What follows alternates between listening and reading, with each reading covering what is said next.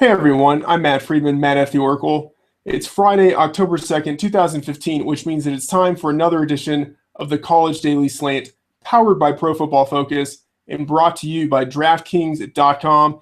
This is the PFF radio show dedicated to college football and daily fantasy sports, and we have a great show coming up. With me is Wes Huber, the DFS savant and a PFF fantasy college football lead writer. You can follow him on Twitter at PFF_Wes. Wes, it is so early in the morning that it might as well be yesterday. That is how committed we are to talking about college football. How's it going? It's going great. Yeah, there's never a bad time to discuss some football. Exactly. It is week 5. It is October. In just a little bit, the college football season will be halfway over, and we're going to start talking about how some of these guys are going to do in the NFL. And really, it's never too early to start prospect analysis. And at Pro Football Focus, we have all the content you need to help you analyze all the college players in the game today. And with the PFF Fantasy Gold Package, you can get it all for only $29.99. In case you're new to the show and don't know the drill, we're going to start out by looking at some notable storylines for Saturday's games. Wes is going to highlight some of the important Las Vegas lines, and then we're going to give you our Week 5 DraftKings and FanDuel plays of the week. And Wes will close it out by giving you a couple of plays for Fantasy Feud. It's going to be a good show. Wes, let's get into it. Give us the rundown of the top storylines, injuries, and suspensions. What are the news items that fantasy players need to know for Week 5? And let's start at the quarterback position. All right, well, let's start off with the biggest fantasy matchup of the weekend, of course, is Baylor and Texas Tech. Looking at a 90.5 over-under that we'll get into later. Well, Texas Tech's quarterback, Patrick Mahomes, he's got a knee injury. It's supposedly minor. Were he to miss the game, we're looking at a extreme blowout. Texas Tech's defense just will not be able to keep up with Baylor's offense. He needs to be on the field. He was able to participate in practice Tuesday, but he was very limited. Another guy that was injured last week was Anu Solomon against UCLA, Arizona. He injured his head in that game. And he's day-to-day. There's been no reports, but definitely a guy to keep an eye on. And if he is out, Gerard Randall would start. And even though they're going to be playing, even though Arizona will be playing against Stanford, his ability to run the ball will be just something that you would definitely want to tap into for fantasy purposes. Randall is just a burner. And then over in Oregon, of course, we got the Vernon Adams Jr. situation. It's pretty sad that Oregon is, looks at their lineup of quarterbacks and they look at the guy with the broken index finger on his throwing hand and say, okay, you're our best option. But that may not be the case this weekend. It may be the Jeff Locke show. We're not 100% sure, but I'm leaning towards thinking that Locke will start. A guy that I'm looking to get back into the fold is Justin Holman at UCF. I'm sorry. He's still recovering from a hand injury. He has been given clearance to play, but he's still day-to-day to go up against Tulane, and it may be another week of Bo Schneider, which definitely limits that offense. John Walford at Wake Forest is most likely out another week, and Kendall Hinton with his dual threat ability is looking like the likely starter. The only other news to report for quarterbacks, of course, Cardale Jones and J.T. Barrett's been a back-and-forth situation all year. J.T. Barrett was actually dropped to number 2 on the depth chart officially. Cardale Jones is no longer listed as a co-starter. He is the official starter for Ohio State. I really think that's going to be the catapult that puts him to producing better totals this year. At least I'm hoping. Drew Lock will start for Matty Mock in Missouri.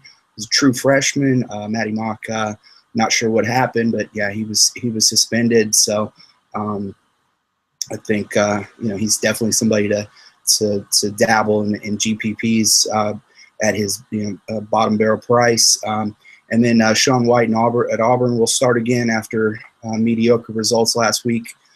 He will start against San Jose State. Caleb Rowe threw 4 interceptions last week against West Virginia. If he plays anywhere near as bad as he did last week, probably looking at Dax Garman taking over the reins there at Maryland. They're going up against Michigan this week, so I doubt they're going to do very much, regardless of who's at quarterback. All right, and let's go to the running back position. What's going on there? All right, well, Kareem Hunt, top 10 running back in most drafts. Yeah, he's probably going to be out again this week with his hamstring injury. They're looking to avoid it becoming a lingering issue. Um, he did practice on Wednesday, but it's still probably going to be another week before we get him back, and he probably won't play against Ball State. Your guy, Devin Johnson, he hurt his back last week against Kent State after a couple of carries. He's looking very questionable this week, and Tony Pittman would step in there and start against Old Dominion, and that would be just a gold mine right there if in the formats where he's available, which I believe either Fantasy Aces or Fantasy Feud is the only formats that you can find him on. John Hillman at Boston College, he broke his foot. He's out for the year, well, at least indefinitely. Tyler Rouse will start. Miles Willis is also injured for Boston College. I mean, I'll get into that later. Boone Williams at Kentucky is something going on personal with him. He's not practiced all week. It's looking highly questionable that he'll play this week. We really don't know because we don't even know what the situation is. If he doesn't play, JoJo Kemp would start, but you want to avoid JoJo Kemp. Just trust me, he's not somebody that you want to tap into. Devion Smith at Michigan, he's been a breakout performer this year, going up against the Maryland run defense, is, if you want to call it a defense. He hurt his foot last week against BYU in that complete blowout, looking like that was more of a precaution to take him out of the game considering the score, and he's looking like he's going to play this week against Maryland. Daniel Lasco, like we talked about earlier, there's really nothing new to report there. He dressed last week, but still didn't play. And I look for it to be the same situation. If I'm going to bet on the situation, I'm going with Vic and Ware. And unfortunately, probably the top performing true freshman running back this season, Saquon Barkley at Penn State. He was injured last week. Not sure when he's going to be back. It's one of the worst teams in college football as far as reporting injury news. So we probably won't know when he's going to be back until he actually steps onto the field. And so, unfortunately, we won't know if he's going to play against Army or not. Mario Pinder had a really scary injury in practice. He actually collapsed the lung somehow. I would say from a broken rib. I'm not sure, but he underwent surgery. He's going to be out for some time. While that's unfortunate, very unfortunate, it does open up some carries to true freshman stud Jaquez Patrick, who is definitely somebody to keep in mind. As far as suspensions, we got a big one. Shadrack Thornton, he was not only suspended but kicked off of the team at NC State, which really catapults Matthew Day's value there. And then we have Quadri Olison. As far as starters, he was originally listed as a co-starter, and now that Darren Hall has been ruled out, Coach Narduzzi has actually shifted his stance to saying that Olison is probably the guy this week against Virginia Tech. So he could be a good play. So what I'm taking out of this is, everyone, you need to start JoJo Kemp. Yeah, that's basically the take-home message there. And let's go to the wide receiver position. Who do you like there? Okay, well, yeah, there's not really a whole lot of news on that front. There are three key guys. Byron Marshall, he was lost in last week's game against Utah, and he is most likely out for the season. He had ankle surgery. Oregon just has to be wondering, when is the NCAA going to reinstate Darren Carrington? That's going to be just massive for that team whenever he can come back. He was their most productive wide receiver last season. Your boy Kobe Listenby, TCU, he's another one of those guys who warmed up on the field. He was fully dressed, ready to go, and then ultimately decided to sit him against Texas Tech. They really could have used him. We're looking like the same thing coming in. TCU is add TCU to one of the teams that just does not report injuries, and we don't even know what's going on with him. So you just can't have any confidence in starting him I mean, you could throw him into a GPP, I guess, and if he does play, could have a huge game against Texas. And then Rayshon Caesar, Louisiana Monroe, he has a lower body injury. He's out for just an unknown amount of time, but Jalen Hawley will definitely be the benefiting party there. Yeah, last week there was no inclination at all that Listenby might be out for the game, so that was definitely a shocker. And then finally, let's talk about the tight ends. Anything to report there? No, absolutely not. There's nothing on the tight end front. I'm shocked. I look forward every week to hearing about the news at the tight end position, and now there's nothing. But I guess let's go on to the Vegas lines. Yeah. Let's look at the point opportunity, the big games where there could be opportunities for stacks, a lot of points being scored. Let's start with Texas Tech and Baylor. That is a huge game for both sides of that equation. What are your thoughts there? Yeah, I mean, when we're looking at a 90.5 over/under, you could basically fill a line out entirely built upon these guys and look at a pretty decent performance. Now, like I said before, that this all depends on Patrick Mahomes, at least the Texas Tech players. If Davis Webb were to start, I'm not sure Texas Tech will put up anywhere near the 53 points that they're averaging so far this season, especially considering that the Baylor pass defense is much better than their run defense. They're number 21 in passing defense, only giving up 161 yards a game. Now, if Mahomes were to start, I wouldn't even look at that number. We have to remember the early schedule that Baylor's played, so there's no way you could compare Mahomes and his abilities, just his ability to scramble out of the pocket and create plays for his receivers is something that Baylor, they did see it against Matt Davis, but he's more of a rushing threat of SMU. But I think that Mahomes is that game-breaking type. Baylor's a 17-point favorite right now. If Mahomes plays, I see that 17-point favorite. It's going to be a lot less. We saw it last week. They hung with TCU. They can score on anybody. The 90.5 over/under, if Mahomes plays, is likely going down this week. It's actually increased by 5 points over the last week, and it's the highest ever set in Vegas in college football history. And Texas Tech, I mean, they're just a great offense, horrible defense. They're ranked number 115 in passing defense and 122nd in rushing defense, giving up almost 570 yards a game. Like I said, their offense is averaging 50 points, over 50 points. They got the number 5 passing offense in the country. They're averaging almost 19 yards per completion, they're giving up almost 7 yards per play to opposing offenses. As far as Baylor, like I said, their run defense is vulnerable, and the Texas Tech rushing offense is 48th in the country and rising. I was surprised where they were ranked last week, and they've actually moved up with their performance against TCU. And Baylor, I mean, their offense is just ridiculous. It's a record-setting offense. They're the number 7 passing and number 1 rushing defense in the country. Rushing offense. Yeah, really impressed with Baylor, especially Corey Coleman. Am I right? Yeah. But then lastly, DeAndre Washington, he also did a fantastic job running the ball, and he could be a big producer this week, especially I think if Mahomes plays and gives them some, I think, a little more optionality in what they're doing on the offensive side of the ball. Let's go to the Houston and Tulsa game. I think that's going to be a fantastic matchup. What are your thoughts there?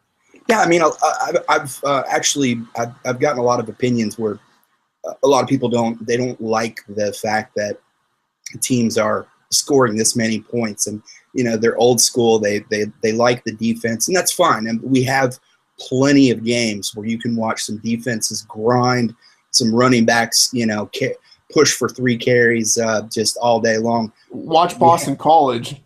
Yeah, exactly. And we're going to get into a couple of those later. I mean, there's plenty of options if that's your style of football. But for fantasy, we want a lot of points. We want a lot of yards. I mean, come on. This is exciting stuff right here. Houston and Tulsa, it doesn't get any better than this. Beside the fact that it's an 81.5 over under, which is very impressive, it's easily just as high of an over under, in my opinion, as the Texas Tech Baylor game. We have the probably most underrated college football player in the country, and Greg Ward Jr. has just gotten zero notice. Of course, they've only played Louisville, but this guy was dominant last year and has just continued that over to this year. Houston is favored to win by a touchdown, but Tulsa showed last week against Oklahoma that they can play with anybody. Phil Montgomery has carried that offense over from his time at Baylor as the offensive coordinator, and has done a great job. I mean, they've only beaten Florida Atlantic and New Mexico, but give them some time. I really think Tulsa is going to be definitely a bowl team. There's no question there. And honestly, if you look at the target distribution of Tulsa, you think, oh yeah, Kevin Lucas, they've got one of the top wide receivers. He's only got 23 targets on the season. They've actually given 18 targets to Joshua Atkinson and 40 targets to Kieris Garrett. It's basically you get open, we throw you the ball. They don't care who it is, and that's the type of offense that spread option is very dynamic, and it can include a lot of players. Now, we're also looking at some pretty bad defenses here. Houston's the 120th ranked passing defense. Tulsa's 117. Tulsa's got the 123rd ranked rushing defense. Now, the Houston run defense is number 5 in the country. They're only giving up 66 yards per game.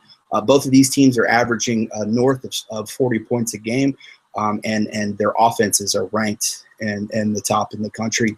Tulsa has given up more yards per play than Texas Tech, and that's a job in itself right there. Yeah, that's an impressive accomplishment. And given that I am the master of chalk, I imagine that I will be talking about some of the players from that game a little bit later on. Now, let's go to Washington State and California. That's also an intriguing game. Yeah, it is, and it's probably my favorite game for straight up betting. Well, straight up in a sense. California is a 19-point favorite. We got a 70.5 over under. I mean, obviously, we've got two of the most explosive offenses in the country coming out of the Pac-12. Now, it is being played at Berkeley Memorial Stadium, but a 19-point cushion for California, there's no way. Washington State will hang with California. They'll lose the game. Trust me, that's not what I'm trying to argue here, but they'll finish the game within 19 points of California. California's defense gave up 44 points 2 weeks ago to Texas, and I just don't think that they're going to be able to shut down that Washington State passing offense. Washington State's number 38 right now in pass defense, which really says a lot. They've annually been one of the worst. At least the Mike Leach teams has annually been one of the worst passing defenses in the country. Their rushing defense has actually dropped a bit this year from last year, but kind of a balancing act as far as where their passing defense has improved. Their scoring is a little bit down, but I think that's basically based off of who they played, as far as Rutgers, Wyoming, and Portland. Against California, this can be a high-scoring game. Vegas thinks so as well. And both of these teams give up 5.5 yards per play, and yeah, we're looking at somewhere in the neighborhood of around 70 points being scored. So lots of plays coming out of here.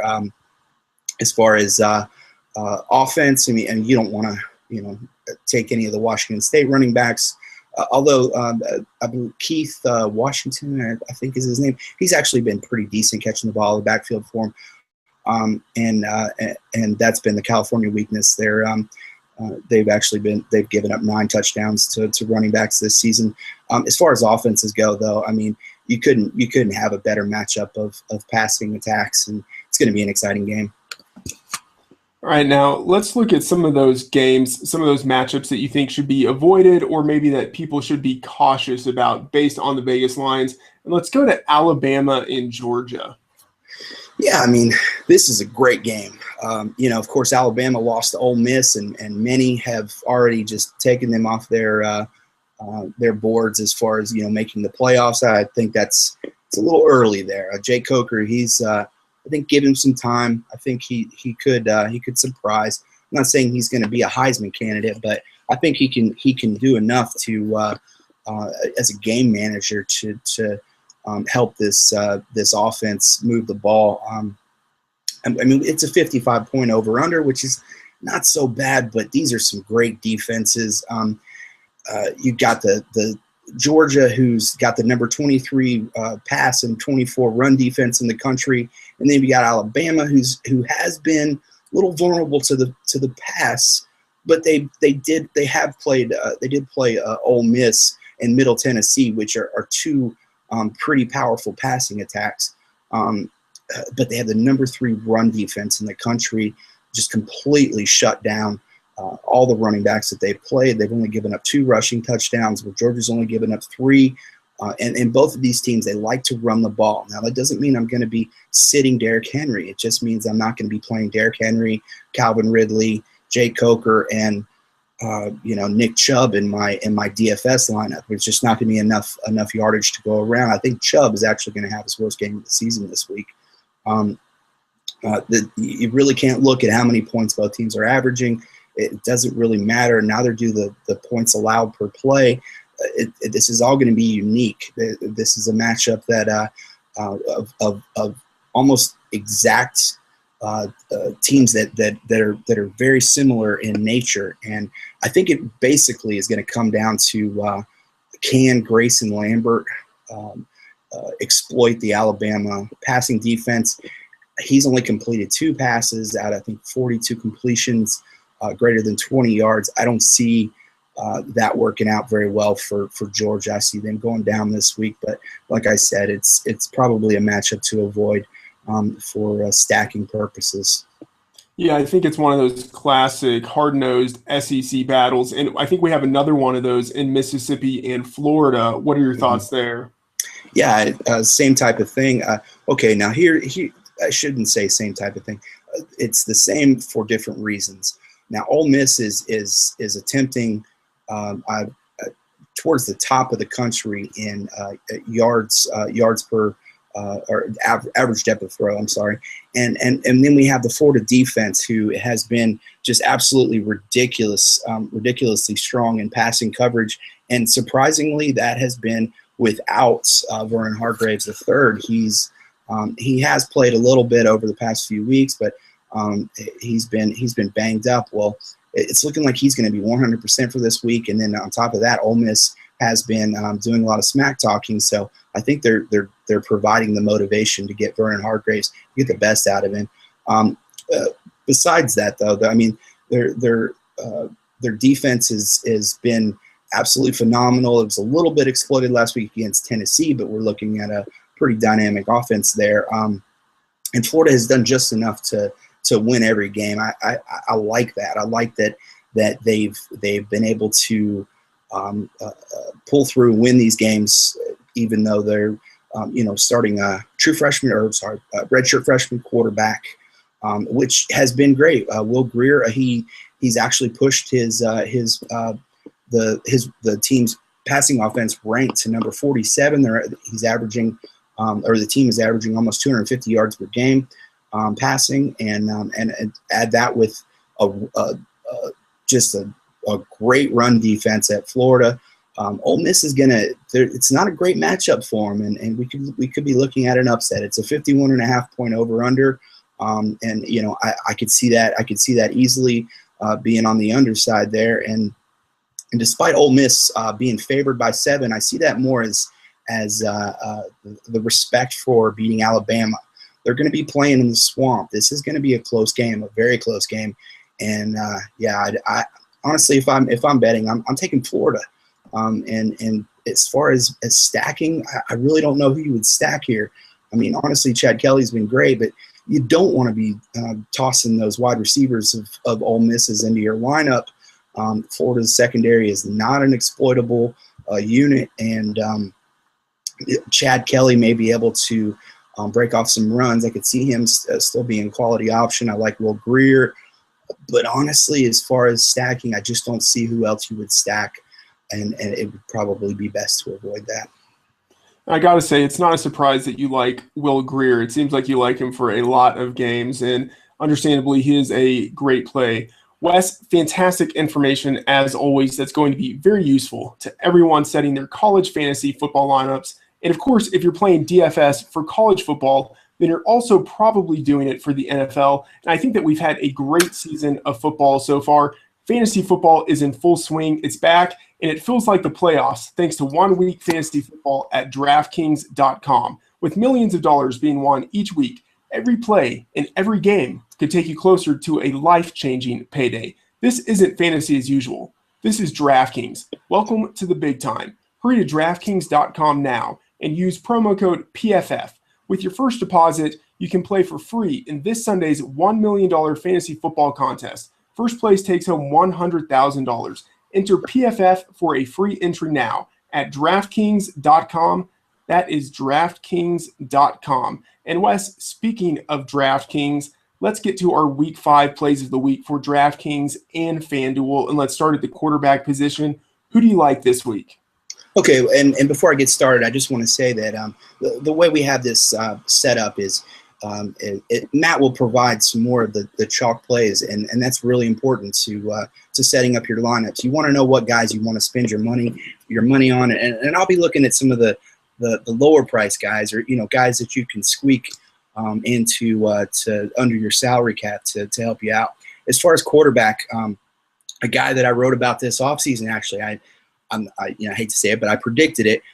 They had 4 games against some lower teams, some mid majors. North Carolina State's Jacoby Brissett.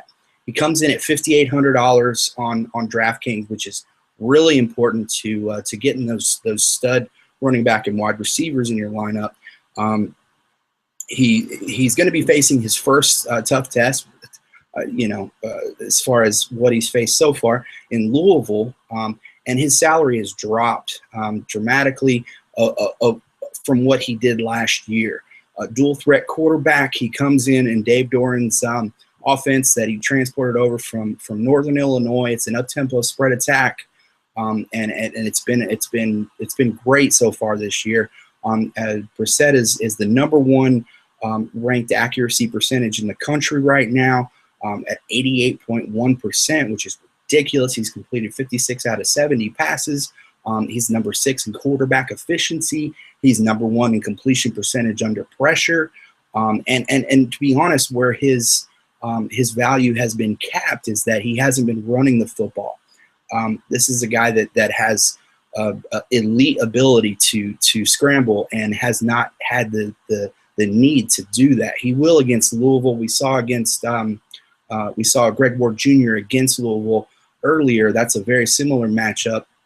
And Ward put up some great rushing totals. I see the same thing here. And NC State is only favored to win by 4. And we're not going to see Brissett take an early seat. And then also you add in the fact that Shadrack Thornton was kicked off the team, so that's going to leave some rushing attempts on the table for him. And then, did you talk about FanDuel there? Oh, yeah. And over on FanDuel, yeah, we're looking at Virginia Tech, Brennan Motley. Now, we saw that Michael Brewer went down against Ohio State in Week 1. Brennan Motley, he comes in at $7,000, and that's basically what I'm trying to keep the quarterbacks to, $7,000 or less. And despite being thrown into the fire, he has produced in the 3 starts. He's put up 25-plus fantasy points in each game. He's averaging 1.7 passing and 1 rushing touchdown in each of those games. He's seen 17 rushing attempts over his last 2 games, and he's taken an average of 5 attempts beyond 20 yards passing in each start, and he's been completing passes at 14 yards per try. The Virginia Tech team is favored to win by 4.5. They're playing at home. I see this as a great value on FanDuel if you want to fit some of the higher price guys in your lineup. Yeah, I like those. And I should say that I will try to give some players who have salaries under $15,000. That's only like a third of your salary cap. So I think I should be able to do that. At DraftKings, I'm going with Baker Mayfield, $8,300. Actually, he has only the 7th highest salary in the position in this slate, but he's obviously the top producer so far. He's been a highly efficient quarterback passing the ball, and he's also a very strong runner. OU is one of the top scoring teams in the country. Granted, West Virginia's defense is very stingy in terms of points allowed, but I think a lot of that defensive stinginess is inflated because of a weak early season schedule. I really think that he has the chance, Mayfield has the chance of outperforming his price, even if he's not the top quarterback in this slate. I think he has top 5 upside at the end of the week. It's over-under of 59.5. There's an implied point total of around 33, 34 for OU. Again, I think that Mayfield, really the offense runs through him. I think he will have a chance to get a lot of production. And then on FanDuel, I'm going with Greg Ward Jr., obviously from Houston, 9,200. He has only the 5th highest salary at his position in that slate, but he has the 2nd most points on a per-game basis. Again, another highly efficient passer and a fantastic runner. He's his team's leading rusher. Obviously, the offense funnels through him. So much of that offensive production is based on what he does as a passer and a runner. And then, of course, that really high over-under, a really high implied point total of around 44, 45 points for Houston. He has a great chance of finishing week 5 as the early slate's most productive quarterback. He's a guy that I think you want on your team if you can afford that high price tag. Now, let's go to the running back position. Wes, who do you like this week? All right, I'm going to start in Kansas on DraftKings. I'm looking at around 5,000 or less. Keon Kenner, he comes in at $4,900. Now, Kansas is going to be predicted to lose by 16 points, and that's usually a situation where you want to avoid playing a running back. The thing here is Kansas has been predicted to lose every game this season. Honestly, they're just used to it. That stigma has been there all year. Kenner he's broken 21 tackles on 57 attempts. He's put up 114.5 elusive rating. He's got 7 runs of 15-plus yards, producing 156 of his 289 total yards, which is amazing. Iowa State ranks as the number 90 run defense, and we're surprised by how much they're predicted to beat Kansas by. Kansas is not very good, but neither is Iowa State. And Iowa State's given up 185 rushing yards a game. Kenner has produced in all 3 games this season. He's put up 20-plus fantasy points and has scored at least 1 touchdown. I think he's a great value at $4,900. Over on FanDuel, I'm going to exploit the John Hilleman injury for Boston College and go with Tyler Rouse at $4,600. Now, Duke is the number 25 run defense in the country, or number 29 run defense in the country, but Boston College just simply does not have the options. Miles Willis is also looking highly questionable there for Boston College. The sheer number of carries that he's going to get will justify a $4,600 salary. Last week against Georgia Tech, Duke allowed 173 rushing yards, which is plenty of yardage there to if that were to be carried over into this game.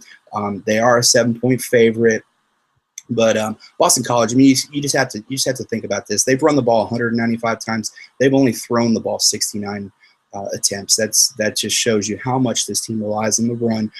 Rouse has, and it's not just the opportunity. Rouse has a 113.1 elusive rating. He's generated 63.2% of his yardage on 15-plus yard runs. He's been a really good running back, and he's got a great opportunity here to establish himself as the featured back for the team.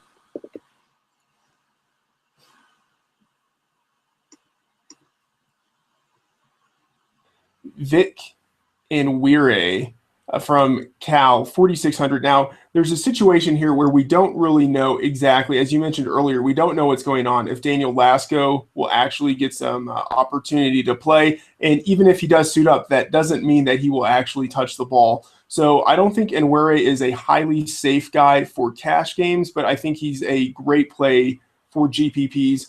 4,600. I think he was only 4,500 last week, and he was a productive guy as that injury fill-in for Lasco. So Nwere is tempting because Cal is, as you mentioned, a 19-point favorite at home against Washington State. Even if they don't dominate in that capacity, I think there's still a lot of capability for Nwere to get touches.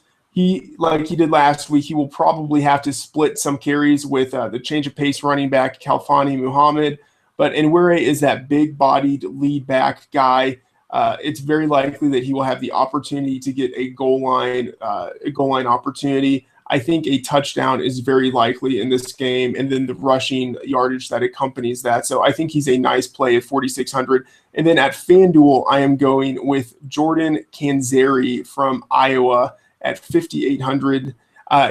He's the 37th most expensive running back in the early slate, but he actually is the 7th most productive running back on a points per game basis. Now, granted, he has a tough matchup this week. They're going against Wisconsin. They're on the road. It's not projected to be a high-scoring game. The implied point total for Iowa is not that high. It's a little bit under 20 points. So it's a risky play. It's not a safe play, but that offense really does run, especially on the rushing side. That offense really runs through Canzeri. In the first few games of the season, he wasn't really the lead back, but now he is. So he's starting to get those starter caliber touches. If they score a touchdown, which you imagine that they have to at some point, even if they score a couple of touchdowns, it is likely that Canzeri will get at least one of those. So given the production that he has showed so far this year, and then given that discrepancy in price, I think he's a pretty good option. And if you don't feel comfortable about him in cash game lineups, that's understandable, but I think he could definitely be a GPP candidate, someone to look for in that capacity. Wes, let's go to wide receivers. Who do you like there? All right, at wide receiver at DraftKings, I'm looking at 5,000 or less. I like Texas Tech's Devin Lauderdale. Of course, that is entirely dependent on Mahomes playing. We already discussed the 90.5 over/under. He comes in at $4,800, and honestly, his salary has not caught up with his production. Even last season, from weeks 12 to 14, when Mahomes took over, played every snap. Lauderdale caught all 11 targets that he was thrown, put up 263 yards and 4 touchdowns in 3 games. This season, he's averaging 4 receptions, 102 yards, and a touchdown. And considering his salary, he's run 153 routes, and which leads the team. And for some reason, Jakeem Grant still is just almost a complete 30% priced over Lauderdale, which is ridiculous. Lauderdale has caught 3 of 4 20-plus yard targets, put up 130 yards there with 2 touchdowns, and he leads the team with a 1.92 yards per out run. And then the other guy at DraftKings I like is Drew Morgan, comes in at $4,700 for Arkansas. He's going up against Tennessee this week, which has actually, despite preseason expectations, the secondary has been exploitable. They've got the number 87 passing defense. They're allowing 250 passing yards per game. They've allowed 7 touchdowns to wide receivers this season. Drew Morgan's averaging 5.6 receptions, 92 yards per game, and has a touchdown in 2 of 3 games since Arkansas lost Keon Hatcher. He leads the team with a ridiculous 3.59 yards per out run, which is actually number 16 in the nation. And he's taken a team-high 85 snaps en route. He's caught both of his 20-plus yard targets with a touchdown, and he's also caught all 18 of his catchable targets on the season. Over at FanDuel, I'm looking at less than $6,000. And first guy I like is West Virginia's Shelton Gibson. Comes in at $6,000. This season, he's caught 12 of 14 passes, which is very similar to what his wide receiver counterpart, Jovan Durante, has caught and has seen, and yet he's put up a 3.54 yards per route run that ranks number 16 in the nation, and it has almost twice as many receiving yards as Durante, and that is in large part due to tracking down 5 of 5 catchable 20-plus yard targets for 203 of 329 of his yards and 2 of his 4 touchdowns. The other guy that I like on FanDuel is somebody I previously mentioned, Joshua Atkinson, comes in at $5,600. Of course, we've got the 80-plus over/under. and they're only predicted to lose by 7. He's the third option for the Golden Hurricane, which is just really telling of how dynamic that offense is. He secured 13 of 14 catchable targets, all 3 at 20 plus with 2 touchdowns, and and despite missing 1 game, he's put up at least 23 fantasy points per game in the 2 games he has played.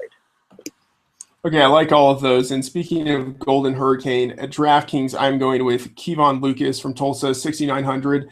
He's been the 3rd most productive wide receiver in that slate. He has the 3rd highest salary. I think he's fairly priced. You're not really getting a discount, but I think you will be getting exactly what you pay for if you go with him. Again, as we talked about, a really high over-under, a high implied point total. Despite not even leading his team in yards receiving, he's one of the best and most productive wide receivers in the country. Again, he doesn't provide immense value, but he does provide security and upside. So he's a guy that I would be going with. And then another guy I like who's a little bit cheaper is DeMarcus Ayers from Houston, 6,200. He's the primary receiver for Greg Ward, but I think he gets overlooked quite a bit. He has the 4th most production at the wide receiver position in this slate, but he has only the 13th highest salary. So again, I think that salary really hasn't caught up with what he's been able to do over that 3-game stretch to open the season. Again, Houston's playing in a shootout with a high over-under projected to score over 40 points. Ayers has averaged exactly 100 yards and a touchdown receiving per game this year. And then he also gets some action as a runner. And I think that's a little bit of an undervalued aspect to his game. On 8 carries, he has 96 yards. So it's possible that at some point he could break one of those off for a long touchdown and give you some production you really weren't looking for. But that possibility is there. Given his role on the team and the projected point total, I think 100 total scrimmage yards and a touchdown is very feasible. And then at FanDuel, I'm going with Taywan Taylor from Western Kentucky, $6,800. This is a game that is on FanDuel, not DraftKings. So if you want exposure to that game, this is the place. The salary cap is only 15% of your total. He takes up only 15% of your total salary cap. That's 8th highest in the slate for the wide receiver position, but he's the 5th most productive wide receiver. So you're getting a slight discount there. He's the top receiver on a high-scoring team playing on the road as a touchdown favorite against a Rice team with a defense that gives up a lot of points. That over-under is 72, which is the 3rd highest in the slate. And Western Kentucky has an implied point total of around 39.5, which is the 6th highest in the slate. Given his role on the team, I think he has an excellent chance of finishing week 5 with 100 yards and at least 1 touchdown receiving. And then a cheaper option at FanDuel, but still not super cheap, is Aaron Burbridge from Michigan State. He has the 12th most production out of wide receivers in the slate, but he has the 25th highest salary. Obviously, he's first on the team by a wide margin in his receiving production. Clearly the go-to guy as a yardage accumulator, but then also he's the primary touchdown scorer on that team at the receiving position. Again, it's not a super high over-under, but the implied point total for Michigan State in what is projected to be a blowout is 38.75 points. So I think we should look for a lot of production for Connor Cook's primary target. Michigan State, again, expected to score a lot of points. Burbridge should have ample opportunity to accumulate yards and get touchdowns. I think at worst, he is a high-end wide receiver too when the week is finished. Okay, let's go to the tight end position at FanDuel. Wes, who do you got? All right, I'm going to look for a guy under 3,500, and I'm going to go with Mark Andrews of Oklahoma. True freshman. He comes in at $3,300. He's playing in a game with a near 60-point over/under. He put up 3 catches, 87 yards, and 2 touchdowns last week. He's caught all 7 of his catchable targets, and he has a 61-yard touchdown. He's run 57% of his routes out of the slot, which is important at tight end, and he's produced a 3.35 yards per route run. And from that area, overall, he has a team-leading 3.91 yards per route run. And I see him doing very well this week. In a likely shootout with West Virginia, he will be needed to help move the ball down the field. I like that. Now I'm going with not Western Kentucky Uber tight end Tyler Higbee, who's basically been like the Rob Gronkowski of college DFS this year. But I am going with Jalen Samuels from North Carolina State at $4,000. He's cheaper and he's been more productive than Higbee on a per touch basis and just a raw basis. So it's easier to go with him. At this point in the season, on account of his versatility, he's been a fantastic tight end and kind of H-back hybrid. So not only is he the team's leading receiver, but he also gets the ball quite a bit out of the backfield, and he's effective as really the team's go-to goal line running back. In 4 games, he has rushed 12 times for 103 yards and 5 touchdowns. And it's not as if all of those carries were meaningless touches that came late in contest. A good portion of those carries were actually in the first quarter or in the first half of games that at the time were still kind of competitive contests. So I think we can count on that rushing production as something that is a locked-in part of his game. And then obviously it's not a super high over-under or a high implied point total for North Carolina State, but so much of that offense is funneled through Samuels that I think it's very likely at some point either as a receiver, and he has 50% of the team's receiving touchdowns. So at some point as a receiver or as a goal line runner, he is very likely to get a score and maybe even two scores in this game. One as a rusher, one as a receiver. And so at tight end, you're basically chasing touchdowns. And I think he has a high probability one way or another of scoring some touchdowns for you in this contest. All right, let's go to the flex position at DraftKings. Wes, who do you like? Yeah, and I just wanted to add on Samuels. This will be his debut this week. So honestly, Higbee has been the Gronk of FanDuel and DraftKings, but Samuels has been just as productive as you said. I love the fact that they put him in this week, and I hope we see him moving forward so we can have some better quality options over on FanDuel. But also, he's not a bad guy to have in your lineup as a flex or a wide receiver at $4,400 on DraftKings. He's a great play. As far as the flex position at DraftKings, I really like Terrence Williams. He's of course, we have the 90.5 over/under. He plays for Baylor. He's their backup running back, and of course, Baylor's a 17-point favorite, which really plays into his favor. Shock Linwood's going to be the first one to get the touches, but excuse me. As I mentioned earlier, Texas Tech's the number 122nd ranked run defense in the country, giving up 250 rushing yards per game and 5.6 yards per attempt. Williams has 12 broken tackles and only 39 rushing attempts. He's gained 126 of his 305 yards on 15-yard runs. He's been given over the last 2 weeks where it had been undecided who was going to be the number 2 between him and Johnny Jefferson. He's been given 14 and 19 carries over the last 2 games. And he's put up over 100 rushing yards, and he comes in at a very, very low price. And look at it this way: if Patrick Mahomes were to miss this game, he could very well be the most value per dollar play on the entire slate, considering the amount of times that they would run the ball and the amount of production that they would get out of Williams. If Mahomes doesn't play, it would be a complete blowout.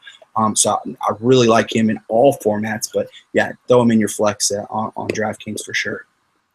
And I like that. And I'm taking the opposite side of that coin. I'm going with DeAndre Washington, the running back for Texas Tech at $5,500. Washington is the lead running back for Tech this week. Again, 17-point underdogs. It's questionable as to whether they will actually be in that type of deficit, especially if Mahomes plays. But I think Washington is a guy, if Mahomes plays, that you want in your lineup. They're projected to score more than 35 points, and again, a game with the highest over-under ever.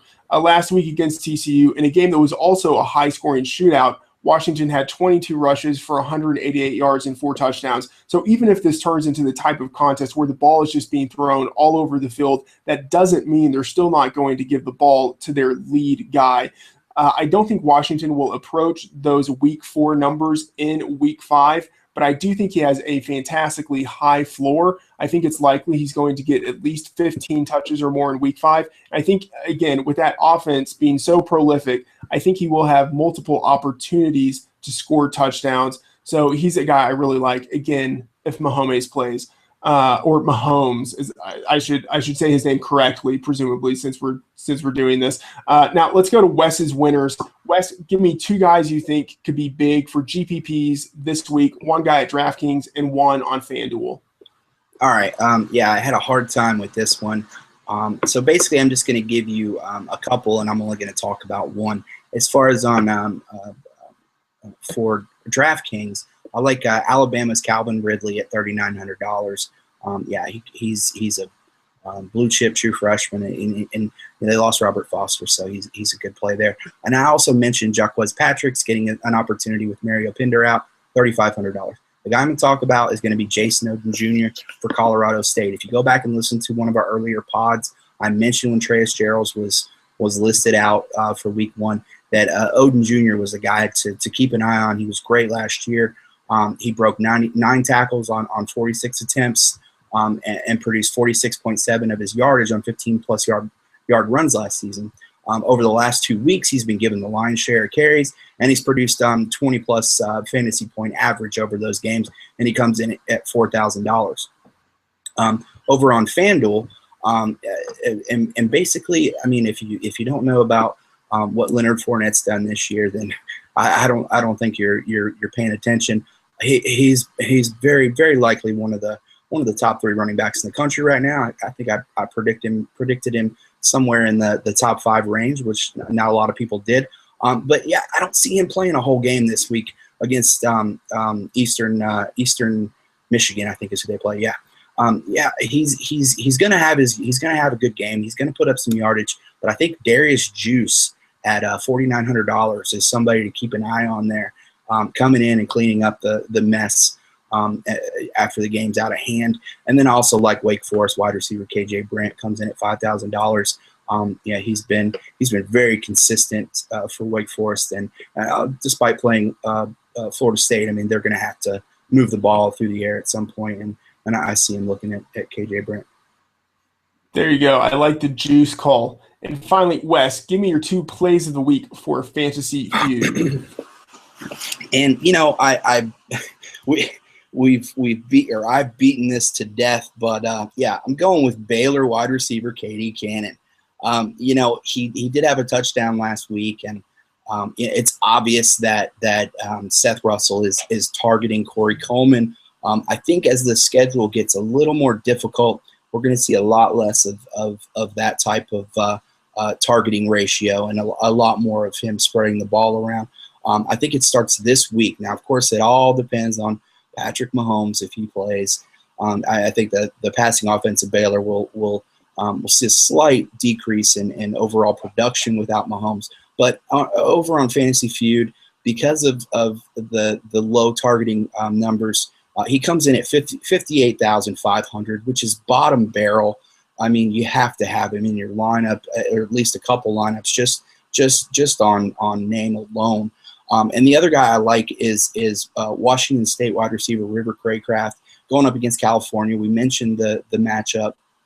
He's only 73,300, and I mean, this is going to be a game where the Cougars are going to look to pass early and often, and Craycraft is the number 1 target there. Arguably, I mean, of course, there are other options, but Craycraft has got some great hands, and is somebody that Luke Falk's going to look to consistently.